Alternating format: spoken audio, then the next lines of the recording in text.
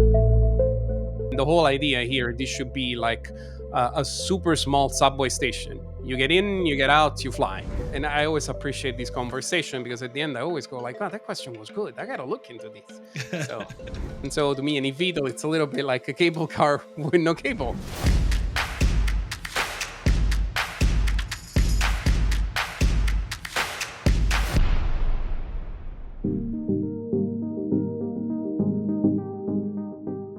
Hey, this is Air Mobility Show with Amad Malik and Nadia Pak. Hi, Ahmad. It's exciting to produce today's episode because we've been talking to many guests on the podcast who were coming from a specific background, either it's an OEM or regulation or finance, but we should be looking at somebody who knows kind of a 360-degree angle from the multi-angle approach. So I think today's guests, it's a perfect match for the audience. What do you think? Yeah, that's absolutely right. I mean, we have been focusing on one thing or the other, and which is also good because you have to deep dive, and we are all technical people, industry people. So I think somebody who is more sort of looking at all aspects of this industry, which is kind of a little bit complex as compared to regular aviation. I think that's really a good point. And who better to have somebody like Sergio, who is a consultant in the AAM industry since the first paper, Uber paper, came out in 2017. Welcome, Sergio. Happy to have you on the podcast. Thank you for having us. So before we dig in, I just want you to, if you can introduce yourself for the people who don't know who you are. Sure. But background in aerospace, 25 years, probably 26 soon. I started when I was 1 year old. No, unfortunately not. Um, and been in this field of advanced air mobility since 2017, shortly after the first Uber Elevate.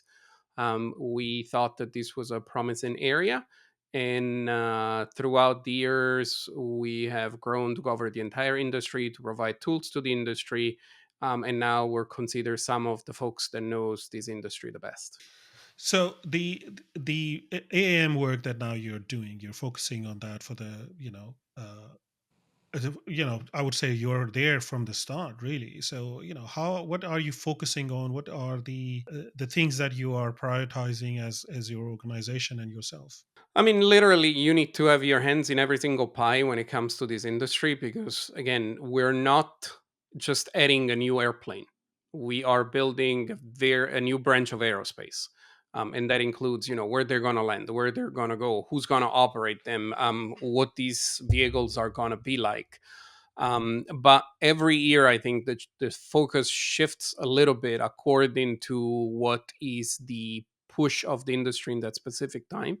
I think for quite some time we've been on the certification. How are Mhm. these guys going to certify? Yeah. I think in the last 2 years or 3 years is going to be more infrastructure as well, Mhm.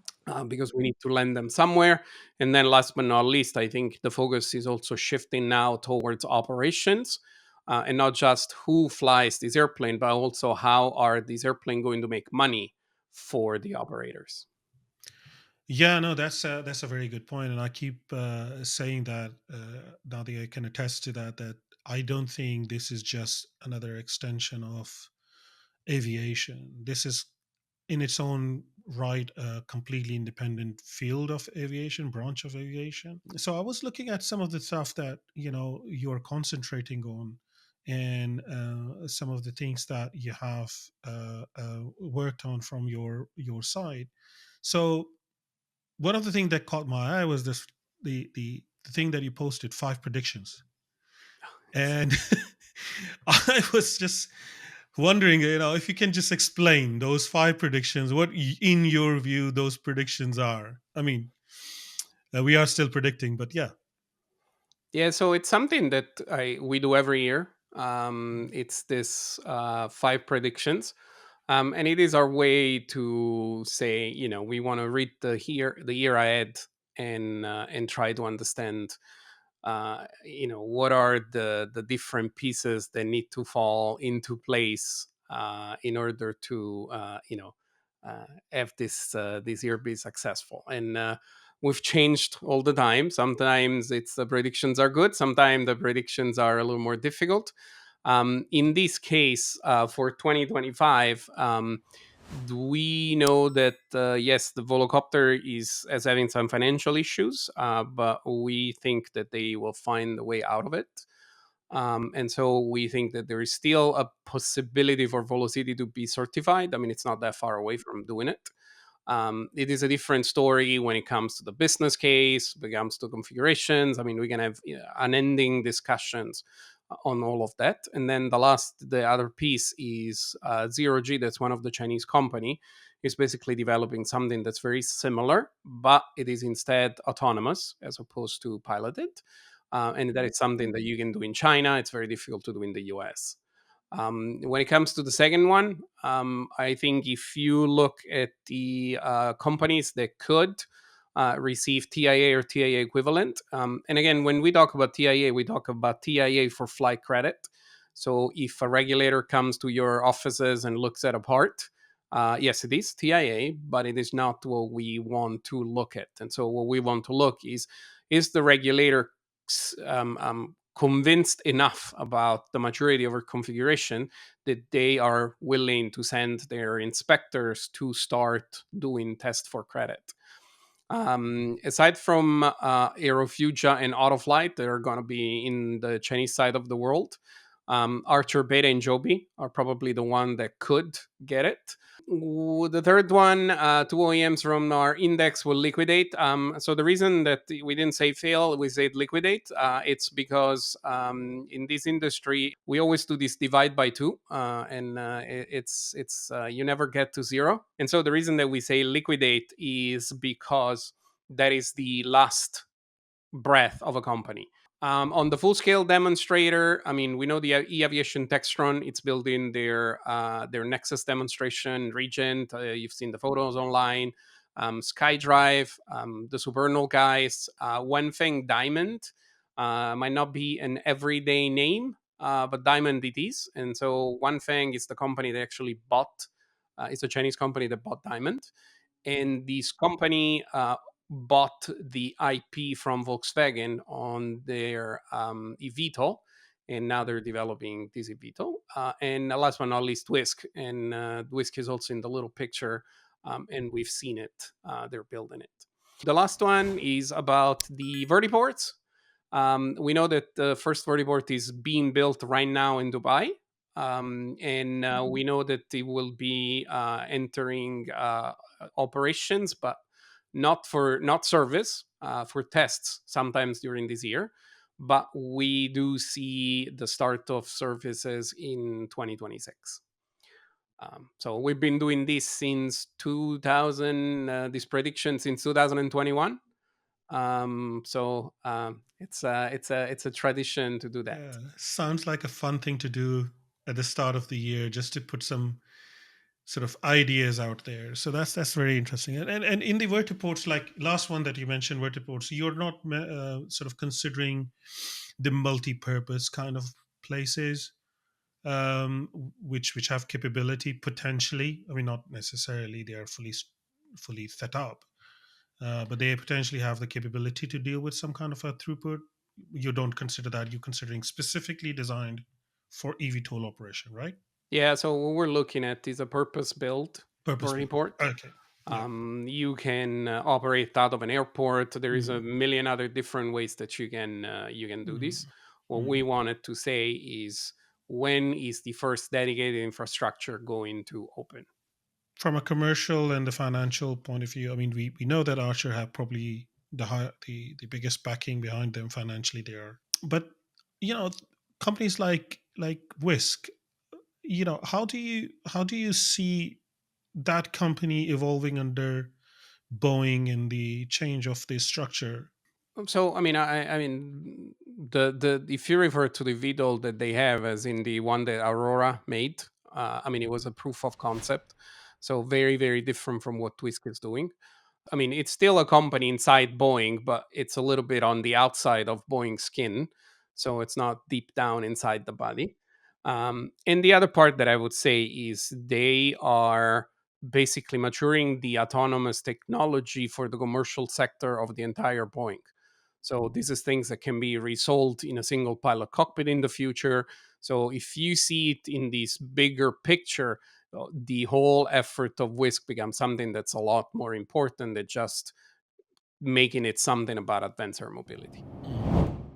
Wanted to ask Sergio about the infrastructure. Do you think things are starting now in Dubai will kind of give a sign to the rest of the world that we need to act now to prepare those vertiports, build the vertiports in the airports, or is it just a bet for many to consider building or investing into vertiports? Dubai, I think it's a little bit of an interesting corner case. It all depends when it comes to vertiports, on how the financing is structured. I mean, when it comes to vertiport, it is very difficult because we're asking the tech community to invest in real estate, and the timeline of the returns do not mesh with the expectations. So it's very difficult to go to a VC and tell him, "Yeah, I'll give you the money back in 20 years," and they're like, "No." But this is real estate, and then the normal investor in real estate do not understand what these vertiport things are, and so it gets it to be a little more complicated. And the stumbling block many times, it's not to actually build the buildings, it's to actually find the land. And the other part is, if you look at the way the vertiports are designed, you can imagine as if there is a cone on top of this vertiport, and anything in this cone is going to impact operations of the vertiport. So if you put one of these in cities, for example, and then you build a building inside the cone, well, you've just closed that vertiport. So it has more limitation than just saying, oh, well, I mean, these people can go up and down. It's not as simple. And then last but not least, the other part that is still a question mark is the way that these facilities have paid for themselves is lending fees. I mean, these are not airports where there is a lot of F&B revenue, where you can sell them coffee. I mean, the whole idea here, this should be like a super small subway station. You get in, you get out, you fly. Any minute that you wait, it's a waste because it means that is you're losing some of the value. This usual number for lending fees in the hundreds of dollars are completely not compatible. And that is a question that still need to be solved, whether it is subsidized or not, et cetera, et cetera. So we think that there is a role for government to play in order to support this industry, especially when it comes to the real estate side and the infrastructure side. But at the same time, that is not easy because it's subsidizing something that attracts the wealthy. It seems like you are actually subsidizing the wealthy, as opposed to subsidize an industry.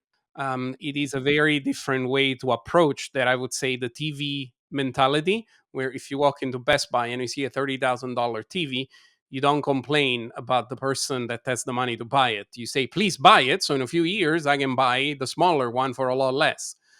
But we do not apply the same mindset when it comes to aviation. But do you think that place like Dubai and Abu Dhabi, I mean GCA and DCA, both are kind of feels like they are going to be subsidizing it?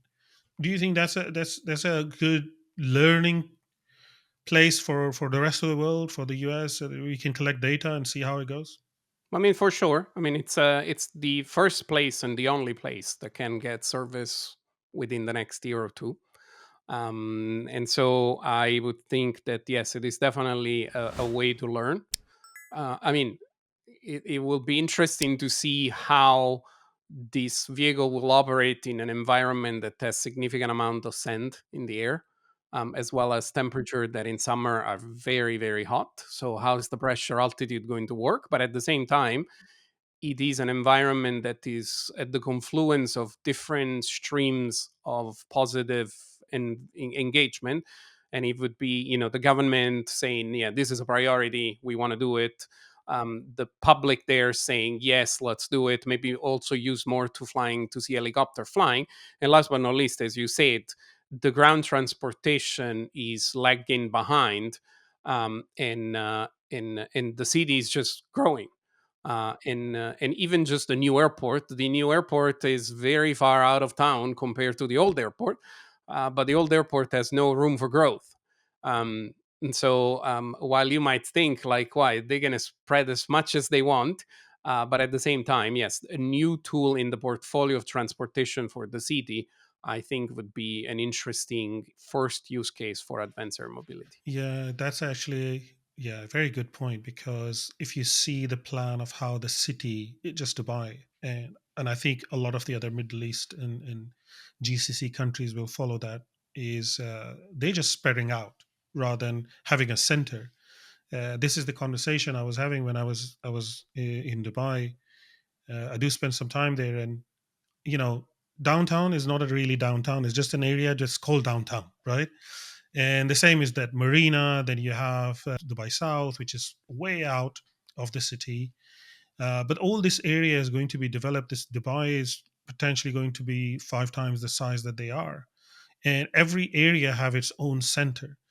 And the traditional, roads, and if you spend some time there, you'll see roads is a nightmare. They these huge roads with like 10 lanes, and still they got jam packed. So getting from A to B is going to be difficult. They've not been able to successfully implement the transportation, like underground, and the metro and the trams. It's there, but it's kind of like, okay, they'll have to. I think this is going to be a good thing if the government subsidize it, and if the government is, and they are kind of committed, right? So yeah, I think it will be very interesting to see how this materializes the next few years, and how it grows. And some of the cities that are popping up around the new airport area, it seems like there's a lot of focus there, and they want to make that the center of the city moving forward. So that will be very interesting to see. At least Yeah, I I think get. you make a good point in the fact that the cities are decentralized, and the capital of the world for decentralized cities is the U.S. I mean, it's the same thing, right? I mean, downtown LA might not be where you want to go when you go to LA. You might go Yeah. anywhere but downtown LA. And downtown LA is one of 20 different downtowns that there are Mm, around the whole region, if not more. And so it could be a good way to say, okay, I'm going to start prototyping in an environment that looks like mine. Maybe it's a little smaller, it's a little bit different, but at the same time, I can start to do two things. Number one, understand the service, and number two, bring in revenue. That it is something, as you said, about cash burn, we should not yeah. underestimate. And then you have the Southeast Asia, which is a whole different can of worms. Thailand's announced some test flights with EHang. They're trying to start a service there. There's lots of events going on in Japan. So what's your view in that region? Well, I mean, I always go back when it comes to the region to the map that shows that circle above Southeast Asia, and it says inside this circle lives half of the world population, and it's not very big compared to the rest of the planet. I would say that Southeast Asia, especially in countries that are not 100% aligned with the US, and they have maybe more open markets, you will see the competition of Chinese eVTOLs with European eVTOLs with American eVTOLs. So that's going to be an interesting part. And if you look at China and you ask them what are the export market you're targeting, they will tell you it's the Middle East and Southeast Asia. I would caution to look at demonstrations and then extrapolate that that is the place where you will see service. It's a lot different. A demonstration is an awesome thing to do, but establishing services is a lot more complex. And so when I look at those areas, I would put the emphasis maybe on three countries: Japan, Korea, and India. So both Korea and Japan are doing some test pilot programs. In Korea, there is this KUAM, and in Japan, there is the Osaka Expo. And actually, today was interesting because I found the link on the Osaka Expo page about AAM, and it tells you who's going to fly. And it's going to be the usual who's who of who's going to be there. And those flights are going to be interesting. They're going to be tests.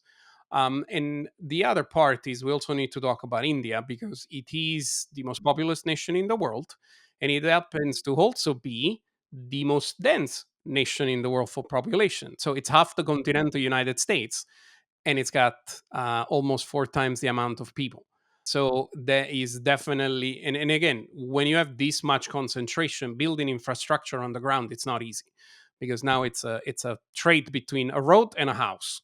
And so flying over them, I think it's very interesting. And one of the things that you see in many countries that have very high density, you will see cable cars, like in Brazil, for example, above neighborhood. That is very strange here in the West, right? What you put a cable car, but it's because you can put anything on the ground or under the ground, and so they go over. And so to me, an eVTOL, it's a little bit like a cable car with no cable. And so I think it's going to be a very interesting market. We think it's going to be the third largest market in the world for the time being. I mean, in 100 years, I have no idea. We might have spaceships. Who knows? And also, I think it's because they have a lot of internally bred companies now popping up who are developing their eVTOLs and their passenger drones and so on and so forth. It is important to look at vehicles that are developed regionally because Yeah. each vehicle, the requirements are not the same.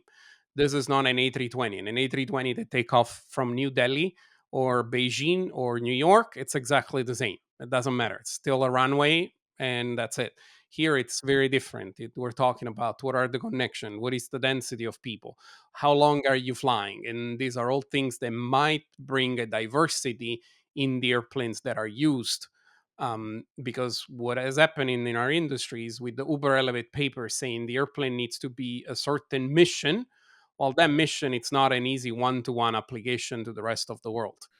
No, no, that's a very good point. I think the application itself is the answer here, because let's say if you are purpose building a design for your use case, which is local, and you can utilize it for something else. I mean, it doesn't even have to be humans, right? I mean, it can be just goods and services and deliveries and stuff like that. And I think they can build something very fairly quickly, get that out in the market and in utilization very quickly. And that's where the data will come from, for that particular certification process, the years and years of data that you need before you can certify anything, or accept that you can't, you know completely completely have an verify every single line of code in AI. That's where it's going to come from. Yeah, you see a history of 5 years of utilization, and I think that's a good point there as well. So yeah, I think good. But Well, I mean, and you're talking about AI, right? And you're an AI expert, and I mean, we want to avoid the deep seek moment in this industry, where we're so enamored with our intelligence and advancements that we don't look at other places, only for something like that to emerge. Yes, we still have a lot of questions around it, but at the same time, it's undeniable. And I've tried it, it works really well. And it's amazing. so Yeah, I we know. need to, when it comes to this, it's the next best eVTOL could come from anywhere in the world, and it doesn't Yeah, mean that's it true. needs to come out of the US. So we need to be very aware of what's going on around the world. Yeah, that's very true. And the reality is, I mean, there were 600 to 1,000 startups, known and unknown, registered and unregistered, or in this space, and there's absolutely not all of them will survive. There is not even enough market for all of them to survive.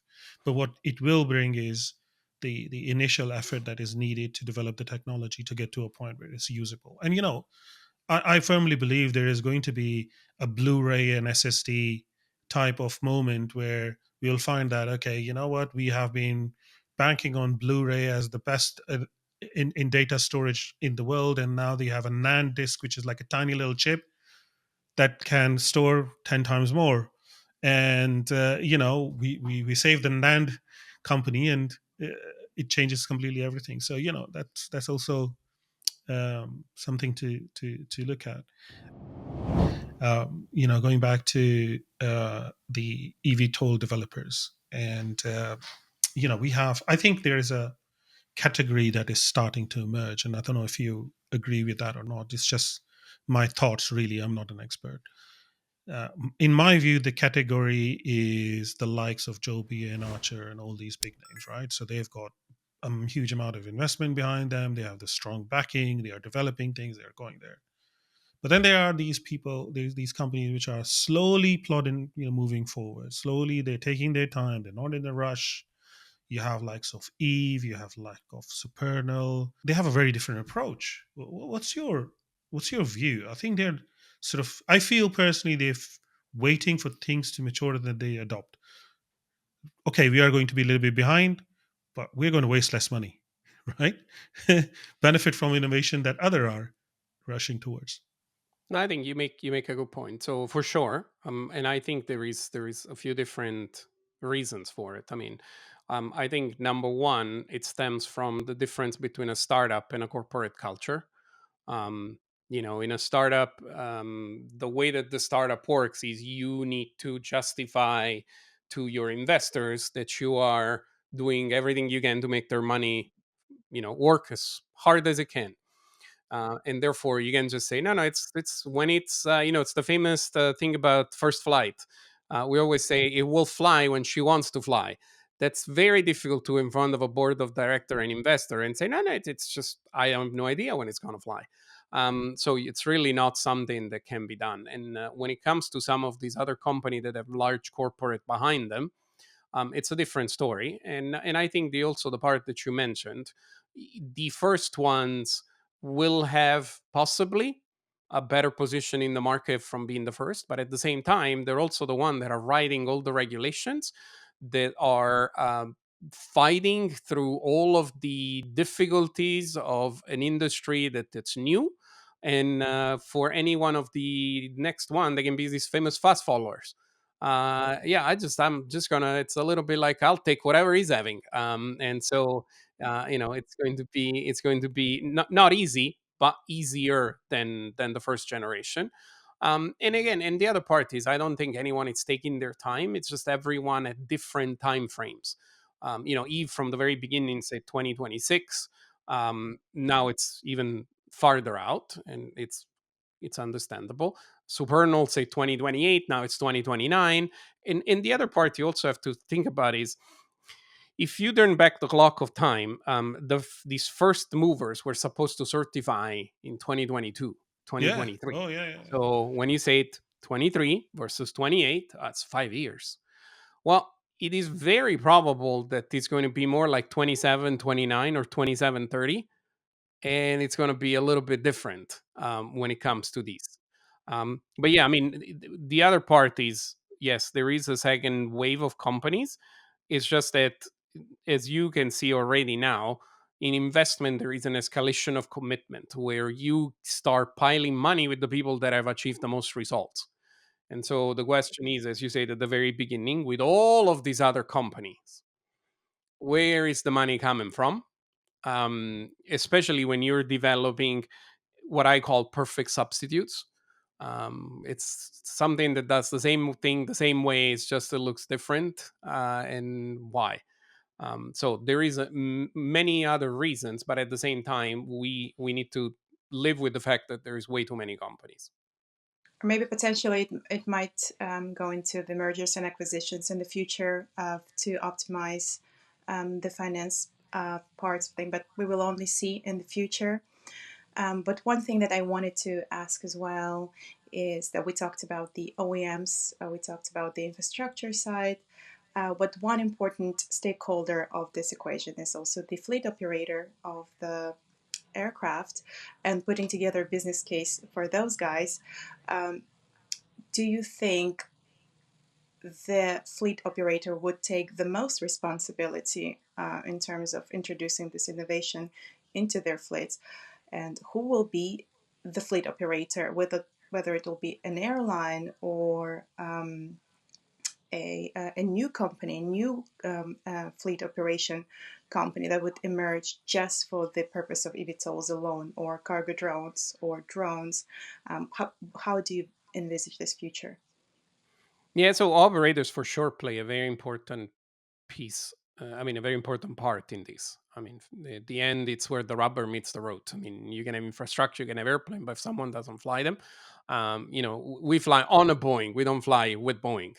And so it's the same here, but with a little bit of a difference, right? So some of these operators some of these OEMs have said, I am going to operate my own airplane. And so in case of Joby, they say, I am only going to operate my own airplane, and with very, very specific markets, I might sell, but otherwise, I'm going to operate my own airplane. It's something that has never been done. Not true. It's never been done in modern history.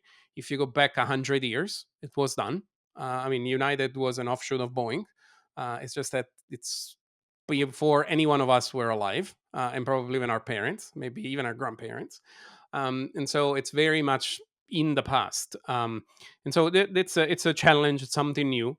And then the other part, you will also have, as you said, that there is these established companies that are coming in with these vehicles, and then there is the startups.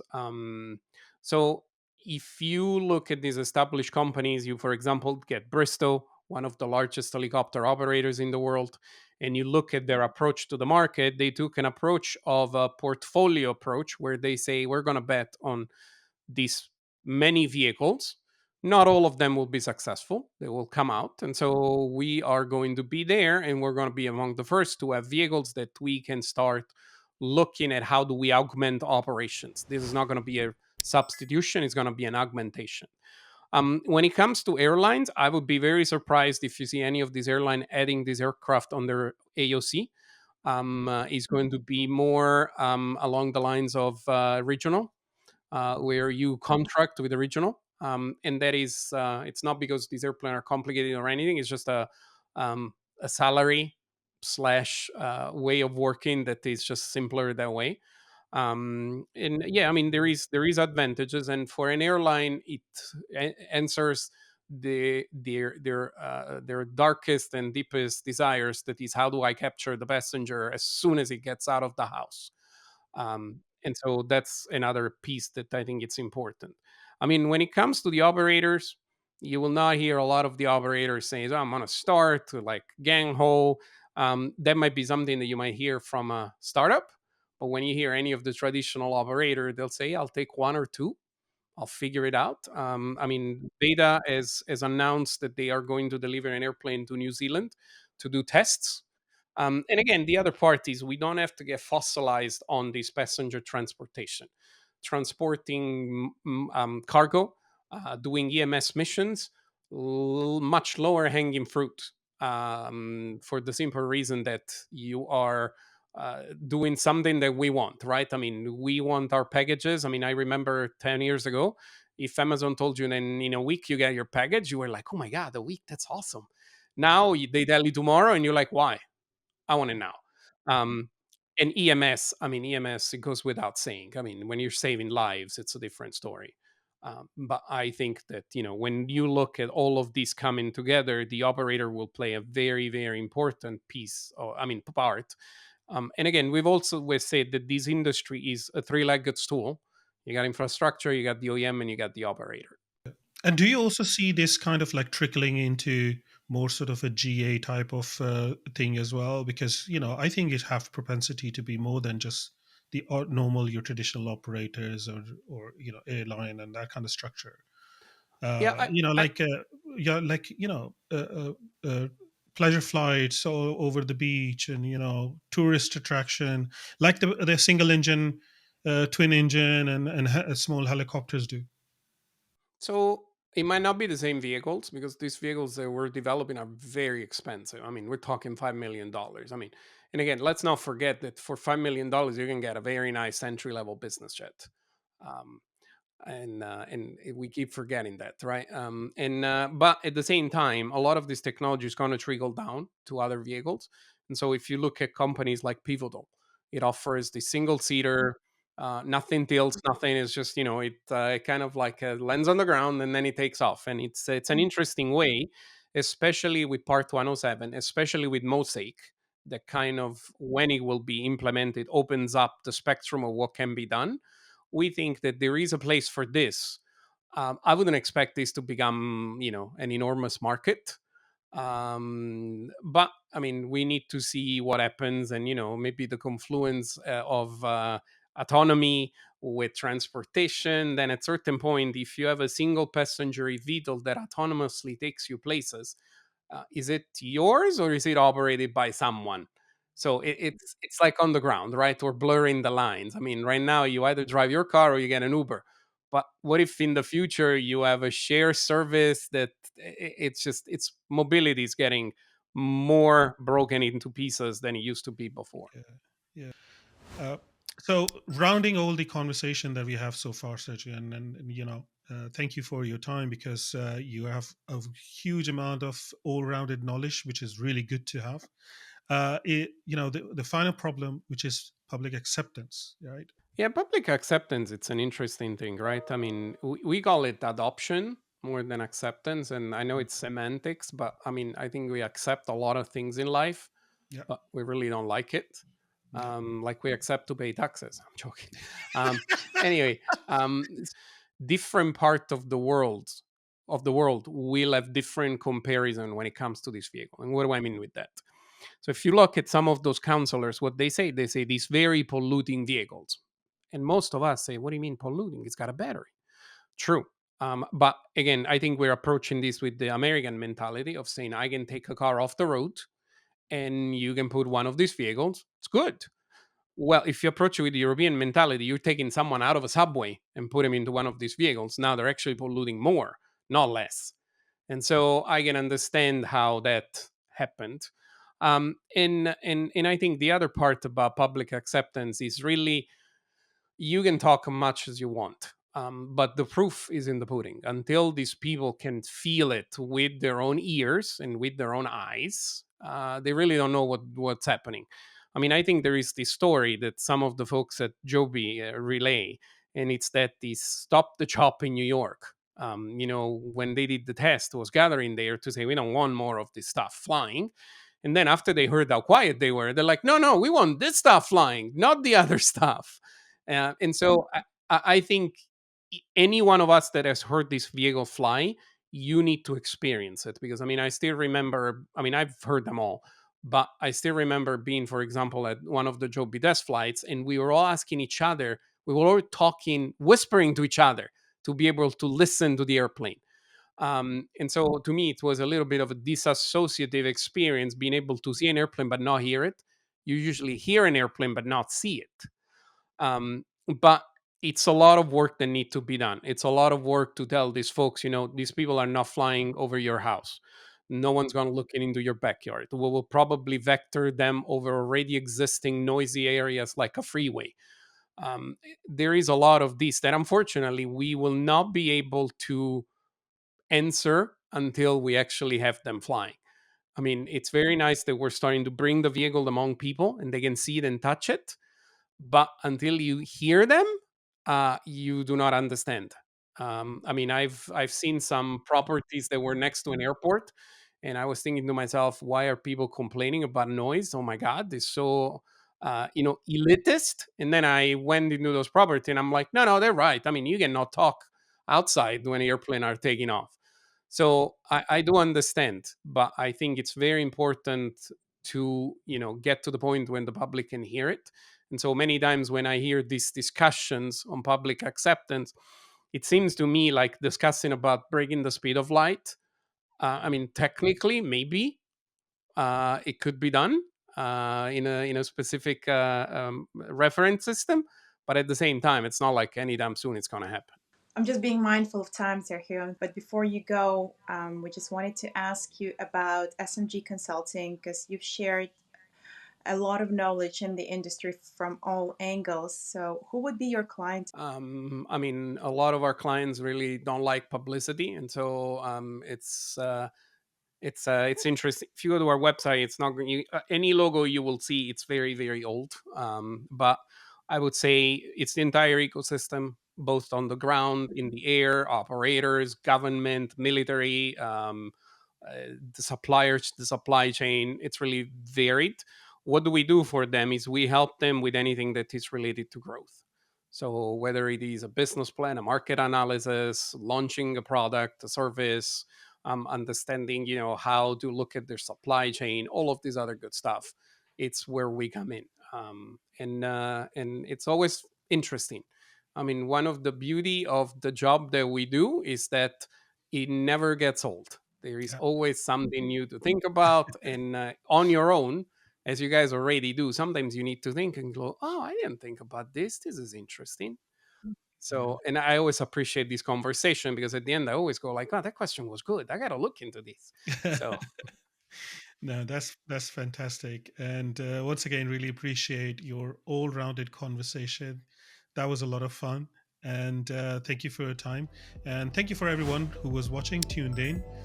We have episodes coming out every other week. Please like, subscribe, and see you in the next episode. Thank you.